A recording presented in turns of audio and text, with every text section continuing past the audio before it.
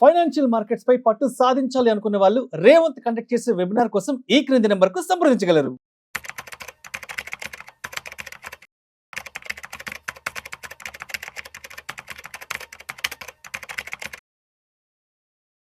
Welcome to Vishnu talks. నేను విష్ణు. ప్రస్తుతం నాతో పాటు NISM and CRISIL certified wealth manager Revanth Chalamala ఉన్నారు. వారితో మాట్లాడదాం.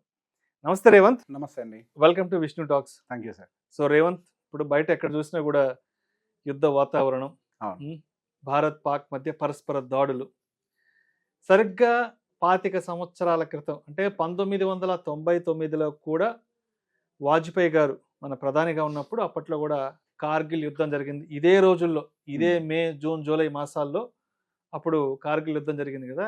మరి అప్పుడు జరిగిన ఆ యుద్ధం వల్ల మార్కెట్లలో చోటు చేసుకున్న మార్పులు చేర్పులు, అండ్ ఇప్పుడు జరుగుతున్న ఈ దాడులు, ఈ ప్రతి దాడులు, ఈ నేపథ్యంలో ఇప్పుడున్న మార్కెట్ కండిషన్స్ ఎలా ఉన్నాయి, అండ్ ఇప్పుడున్న మార్కెట్ సిచ్యువేషన్ దృష్టిలో పెట్టుకొని మన ఇన్వెస్ట్మెంట్ స్ట్రాటజీ అనేది ఎలా ఉండాలి అంటారు అసలు?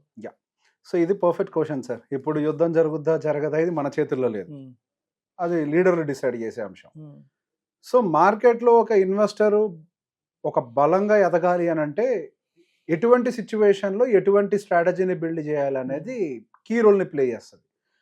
సో ఇక్కడ మనము చరిత్రలో ఏం జరిగింది, యుద్ధం జరిగినప్పుడు మార్కెట్లు ఏ విధంగా రియాక్ట్ అయ్యాయి, ఏ సెక్టార్స్ ఏ విధంగా రియాక్ట్ అయ్యాయి, ఏ ఎసెట్ క్లాస్ ఏ విధంగా రియాక్ట్ అయింది, వీటన్నిటిని దృష్టిలో పెట్టుకొని ఇప్పుడు ఒకవేళ నిజంగానే యుద్ధం కనుక జరిగినట్లయితే మనం ఏ విధంగా పోర్ట్ఫోలియోని కనుక మెయింటైన్ చేసినట్లయితే మనం దానికి తక్కువ ఇంపాక్ట్ తీసుకుంటాము. సో ఇది చాలా ఇంపార్టెంట్ ఆస్పెక్ట్. జరగబోయేదాన్ని మార్చడం మన చేతుల్లో లేదు, కానీ పోర్ట్ఫోలియోని మనకు అనుకూలంగా మార్చుకోవడం మాత్రం మన చేతుల్లో ఉన్నటువంటి పని. సో ఫస్ట్ మనం ఒకసారి చరిత్రను చూద్దాం. 1999లో మనకి కార్గిల్ వార్ జరిగినప్పుడు మనకి అన్సర్టనిటీ యాక్చువల్గా ఉన్నప్పుడు, ఇక యుద్ధం స్టార్ట్ అవుతుంది, యుద్ధం స్టార్ట్ కూడా కాలే, అవుతుంది అన్న భయం ఉన్నప్పటి నుంచే దాదాపుగా మార్కెట్ ఒక 12% పడిపోయింది. యుద్ధం మధ్యలోకి వచ్చిన తర్వాత ఇండియా డామినేట్ చేయడం మొదలుపెట్టింది అని క్లారిటీ రావడంతో సెన్సెక్స్ దాదాపుగా 30% పెరిగింది.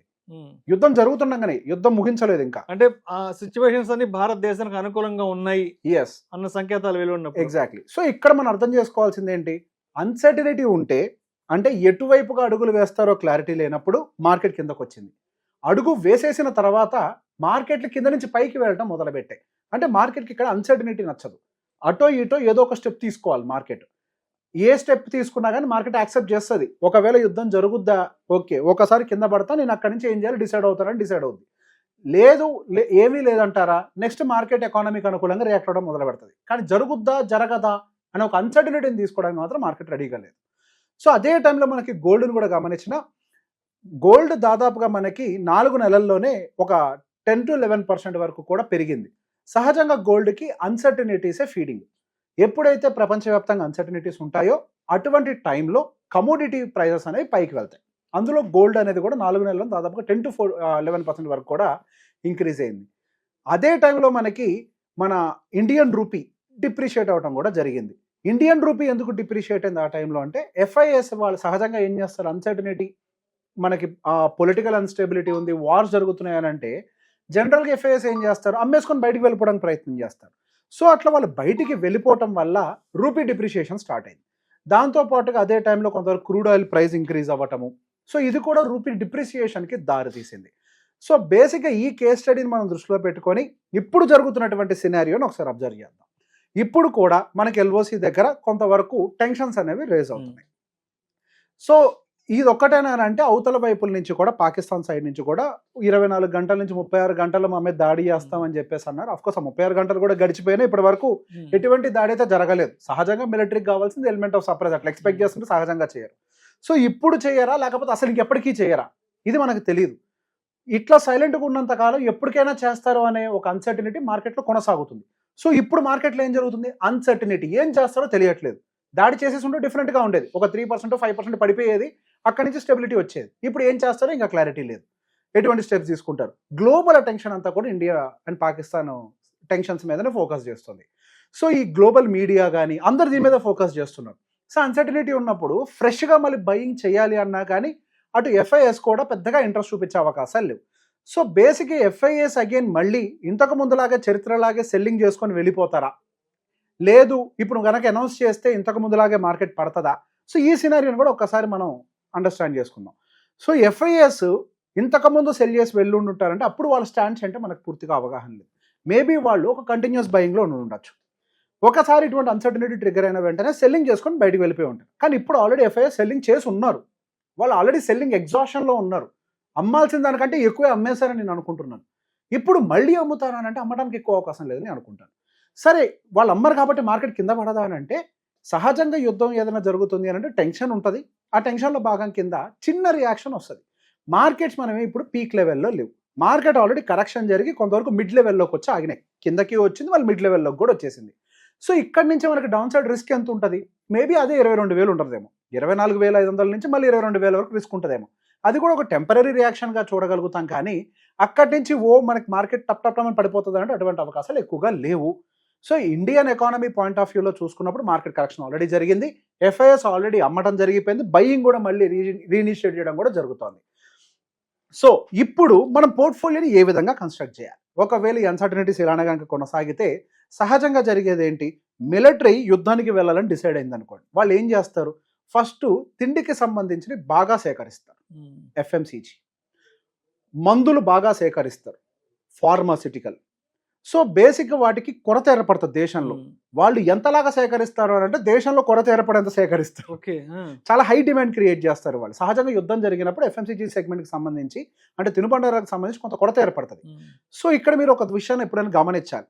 మీకు మార్కెట్లో తినుబండారాలకు సంబంధించి ఏదైనా ప్రైజెస్ పెరుగుతున్నాయా సడన్గా, ప్రైస్ హైక్ జరుగుతుంది అని అంటే ఎవరో సాలిడ్ గా బయింగ్ చేస్తున్నారు అని అర్థం. ఉన్నట్టుండి అది కనుక చేస్తున్నారు అని అంటే there is a chance of war. So మొత్తానికి ఎవరో ఎక్కడో ఏదో డిసైడ్ చేశారు. ఒకవేళ అది జరిగితే సో మీరు మార్కెట్ లో గమనించండి, ఎవరు చెప్పనవసరం లేదు. ఇది ఇండికేషన్. సడన్ గా మార్కెట్ స్పైక్స్, డిమాండ్ పెరిగిపోద్ది ఉన్నట్టుండి. సో ఎఫ్ఎంసీజీకి హై డిమాండ్ వస్తుంది, ఫార్మాసిటికల్కి కూడా చాలా హై డిమాండ్ వస్తుంది. వీటిని డిఫెన్సివ్ ప్లేస్ అని అంటాం. సో ఎటువంటి కండిషన్లో ఉన్నా కానీ ఈ రెండింటికి మాత్రం ఆ విలువ తగ్గదు, ఇంకా డిమాండ్ పెరుగుతుంది, ప్రొడక్షన్ పెంచుతారు ఇంకా స్పీడ్గా ఎక్కువ కావాలని చెప్పి. సో మనం దానికి కొంతవరకు ఫార్మాసిటికల్ అండ్ ఎఫ్ఎంసీజీ రిలేటెడ్ కొంతవరకు వెయిటేజ్ని ప్లాన్ చేయాలి. అండ్ ఇక్కడ ఐటీ లార్జ్ క్యాప్కి సంబంధించి కూడా కొంత ఫోకస్ పెట్టచ్చు. ఎక్కువగా పెట్టద్దు, కొంతవరకు పెట్టచ్చు. దానికి గల రీజన్ ఏంటి అని అంటే మనకి అటు ఐటీ కానీ ఫార్మా కానీ డాలర్కి హెడ్జింగ్ కింద యూజ్ చేస్తాం. డాలర్ ప్రైస్ పెరిగితే ఐటీ అండ్ ఫార్మాకి మంచి జరుగుతుంది. సో ఒకవేళ ఇండియన్ రూపీ డిప్రిషియేట్ అవుతుంది, డాలర్ అప్రిషియేట్ అవుతుంది అని అంటే మనకి ఐటీ అండ్ ఫార్మా కొంత పోర్ట్ఫోలియోలో ఉండటం వల్ల మనకు అది కొంతవరకు ఆఫ్సెట్ చేసే ప్రయత్నం చేస్తుంది. మనకు జరిగే రిస్కుల్లో రూపీ డిప్రిసియేషన్ కూడా ఒక రిస్క్. సో ఈ రెండు ఉండటం వల్ల అది కొంత బ్యాలెన్స్ చేస్తుంది. అండ్ ఇన్ఫ్రా, ఆటో, బ్యాంక్స్ ఇవి చాలా వాలటైల్గా మూవ్ అవుతాయి. సో సాధ్యమైనంత వరకు ఉన్న పొజిషన్స్ నుంచి కూడా ట్రిమ్ చేసుకునే ప్రయత్నం చేయాలి. ఒకవేళ ఇది యుద్ధం జరిగితే, జరగని కండిషన్లో ఇటు జోలికి పోవద్దు. యుద్ధం జరిగితే వాటిని తగ్గించుకునే ప్రయత్నం చేయాలి.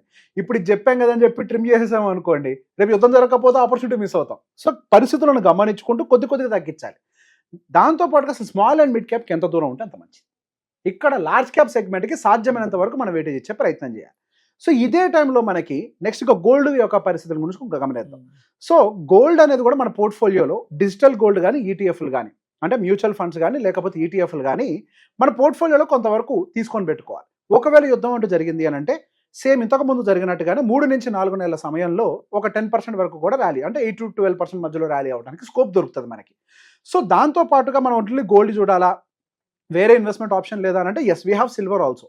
ఇప్పుడు ఇండస్ట్రియల్ యూసేజ్ కూడా బాగా పెరిగింది కాబట్టి సిల్వర్ కూడా ఆ టైంలో కమోడిటీ కొంతవరకు అప్సైడ్ మూవ్ అయ్యే అవకాశాలు కొద్దిగా ఎక్కువగా కనపడుతున్నాయి. సో ఇక్కడ మనం కమోడిటీ సెగ్మెంట్లో ఉండేవేంటి, యూఎస్డీ కూడా చూసుకోవాలి. యూఎస్డీకి హెడ్జింగ్కి సంబంధించి మనం డైరెక్ట్గా యూఎస్డీ హెడ్జింగ్ డైరెక్ట్గా చేయలేని వాళ్ళందరూ ఐటీ అండ్ ఫార్మా కొంతవరకు పొజిషన్కి మెయింటైన్ చేసినా కానీ అక్కడ మనకి రూపీ డిప్రిషియేట్ అయిన వెంటనే ఐటీ అండ్ ఫార్మాలో కొంతవరకు స్పైక్స్ రావడానికి స్కోప్ దొరుకుతుంది. సో ఇప్పుడు మనం ఫస్ట్ ఏం చేయాలి అని అంటే సేఫ్టీ ఫస్ట్. అంటే పోర్ట్ఫోలియో ఇమీడియట్గా పరిగెట్టడం ఎప్పుడైనా మైండ్లో గుర్తుపెట్టుకోండి, portfolios will not run in over night. ఇక్కడ మనకి ఇన్వెస్ట్మెంట్ అనేది ఒక మ్యారథాన్, స్ప్రింట్ రేస్ లాంటిది కాదు. 100 మీటర్లు పరిగెట్టి ఆయాసం తెచ్చుకునే లాంటిది కాదు. కొన్ని కిలోమీటర్ల కొద్దీ ఓపికతో పరిగెట్టేదే మనకి investment journey. So safety first. And ఎటువంటి పరిస్థితుల్లో కూడా మన అన్నెసరీ బెట్స్ అంటే solid bets in mid cap, small క్యాప్లో పెట్టకుండా చూసుకోండి. షార్ట్ డ్యూరేషన్ బాండ్స్ ఏమైనా ఉన్నాయో చూసుకోండి. ఎక్కువ లిక్విడిటీ మెయింటైన్ చేసే ప్రయత్నం చేయండి. ఒకవేళ నిజంగానే కనుక పెద్ద ఎత్తున యుద్ధం ట్రిగ్గర్ అయింది అని అంటే కొంతవరకు ఉద్యోగాలు కూడా తగ్గే అవకాశాలు ఉంటాయి. అంటే దేశం మీద ఆర్థిక బర్డెన్ పెరుగుతుంది కాబట్టి లిక్విడిటీ మార్కెట్లో కూడా తగ్గుతుంది కాబట్టి ఎమర్జెన్సీ ఫండ్స్ కూడా మీ దగ్గర కొంతవరకు ప్లాన్ చేసుకునే ప్రయత్నం చేయండి. సో ఇప్పుడు నేను చెప్పినటువంటి ఎలిమెంట్స్ అన్నిటితోటి ఇప్పుడు మన పోర్ట్ఫోలియో ఏ విధంగా ఉండాలో చెప్తాను. ఒక 20 నుంచి 25% వరకు కూడా దాదాపుగా మనము ఒక డిఫెన్సివ్ సెగ్మెంట్స్లోకి ఇన్వెస్ట్మెంట్స్ పెట్టుకోవాలి. అంటే ఎఫ్ఎంసీజీ, ఫార్మాసిటికల్, ఈ విధానంలో ప్లాన్ చేసుకోవాలి. అసలు టోటల్ ఈక్విటీ ఎంత ఉండాలి అంటే ఇటువంటి సమయాల్లో, యుద్ధాలు జరిగే సమయాల్లో 50%కి మించిన ఈక్విటీ మన దగ్గర ఉండకూడదు. అందులో మేబీ ఒక 50% అగైన్ ఆ 50%, ఆ 50లో 50 అంటే 25% వరకు కూడా FMCG, pharmaceutical, defensive segment side కానీ కొంత ఇన్వెస్ట్మెంట్స్ పెడితే అటువంటి సమయాల్లో అవి బూస్టర్గా యాక్ట్ చేస్తాయి మనకి, అంటే పైకి గుంజడానికి ట్రై చేస్తాయి. కొంత పోర్షన్ వరకు కూడా అంటే మనకి మిగతా 25-25లో ఒక 25% గవర్నమెంట్ సెక్యూరిటీస్, బాండ్స్ లాంటివి, ఒక 25% ఏమో షార్ట్ టర్మ్ బాండ్స్ లాంటివి కానీ, లిక్విడిటీ కానీ, లేదా క్యాష్ రేషియోలో కానీ ఇట్లా పెట్టుకునే ప్రయత్నం చేయాలి. ఇప్పుడు మన దగ్గర గవర్నమెంట్ బాండ్స్ ఉంటాయి, ఇక్కడ క్యాష్ కాంపోనెంట్ కూడా 50% ఉంది కదా. సో ఇటువంటి సమయాల్లో నెక్స్ట్ మనం తీసుకోవాల్సింది ఏంటి, 50% ఈక్విటీలో ఉన్నాం, మిగతా 50%లో కూడా ఆ డబ్బులతోటి మార్కెట్ కింద పడ్డప్పుడు ఫట్ మనం ఒకేసారి కొనటం కాకుండా లాడరింగ్ ప్రొసీజర్లో వెళ్ళాలి. లాడరింగ్ అంటే ఏంటి, మార్కెట్ కొంచెం కింద పడ్డది, నేను అక్యుములేట్ చేస్తా, ఇంకొంచెం కింద పడ్డది అక్యుములేట్ చేస్తా, ఇంకా పడ్డది. సో ఒకవేళ యుద్ధం అంటూ జరిగితే ఫస్ట్ మనకి ప్రొటెక్షన్ కావాలి, రెండు కొనడానికి క్యాష్ కావాలి. సో ఈ విధానంలో out of 100% 50% equity, 50% cash related components అంటే బాండ్స్ అండ్ క్యాష్ పెట్టుకోవడం వల్ల ఈక్విటీ, ఎఫ్ఎంసీజీ, డిఫెన్సివ్ సెగ్మెంట్స్ అని మార్కెట్ని కొంచెం పైకి గుంజడానికి ట్రై చేస్తాయి, అంటే మన పోర్ట్ఫోలియోని. ఈ క్యాష్ రిలేటెడ్ అవన్నీ కూడా కొద్దిగా వడ్డీని జనరేట్ చేస్తూ పోర్ట్ఫోలియోని స్టెబిలైజ్ చేస్తాయి. మార్కెట్ కిందకు వచ్చినప్పుడు లాడరింగ్ పద్ధతిలో కొద్దిగా ఫండ్స్ని మనం ట్రాన్స్ఫర్ చేసుకుంటూ ఈక్విటీని అక్యుములేట్ చేయడానికి ఉపయోగపడుతుంది. సో ఈ విధానంలో కనుక ఎటువంటి యుద్ధమైనా, ఈ రోజు కాకపోతే యుద్ధం అనేది ఎప్పుడైనా జరిగే అవకాశాలు ఉంటాయి, ఎప్పుడు యుద్ధాలు జరిగినా కానీ ఈ విధానంలో కనుక పోర్ట్ఫోలియో కన్స్ట్రక్షన్ చేస్తే డ్యామేజ్ తక్కువగా ఉంటుంది. I always say it, we can't decide ఏం జరగాలో మనం చెప్పలేము, కానీ ఏం జరిగినా కానీ దానికి తగ్గ యాక్షన్స్ తీసుకునే అవకాశం మన చేతిలో ఉండాలంటే ఎలాంటి ప్రికాషన్స్ ఈ మన చేతుల్లో అయితే ఉన్నాయి కాబట్టి ఈ విధంగా ప్లాన్ చేసుకోవచ్చు. Thank you so much Revanth. Most welcome.